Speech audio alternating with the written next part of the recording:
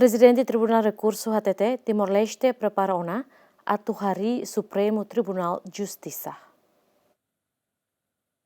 Presidente Tribunal Recurso Afonso Carmona afirma, horas ne Timor-Leste prepara ela hori instala Supremo Tribunal Justiça, nune ia loron ikus fulang ne, no ligado ao assunto ne, se realiza seminário ide hori rona público ni opinião com a instalação Supremo Tribunal Justiça. Afonso Carmona atole hirakne, afina surmalo o Presidente da República e a Palácio Presidencial a Quintané. Mai marca a presença ini liga ao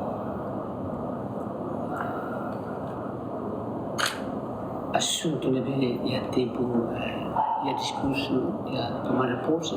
hal dia atu halo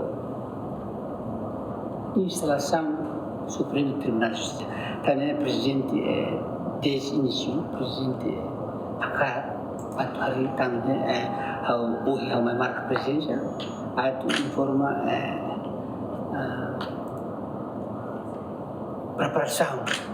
para instalação Supremo Tribunal Justiça,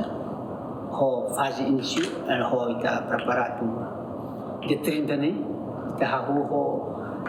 seminário da konaba instalação Supremo Tribunal Justiça e Timor-Leste. Tanya atu mai fuate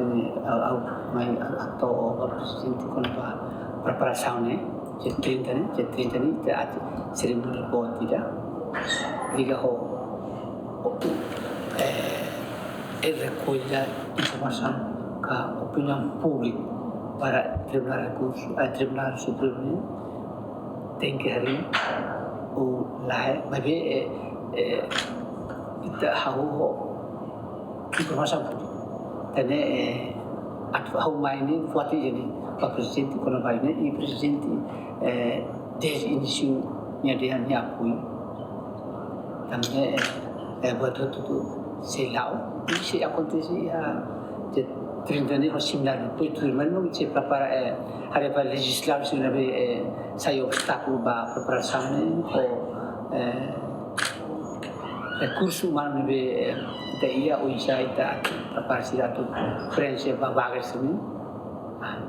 ne ia juli mesti kolha tapi ia juli larane kita soal seminário. Mas que Timor-Leste o Kunan tienen ronure sentoluona, mas beto horas ne sida que é Tribunal Supremo Justiça, onde atende necessidade sira e a parte judiciária nien. Mateus Romário, Agostinho da Costa, GMN.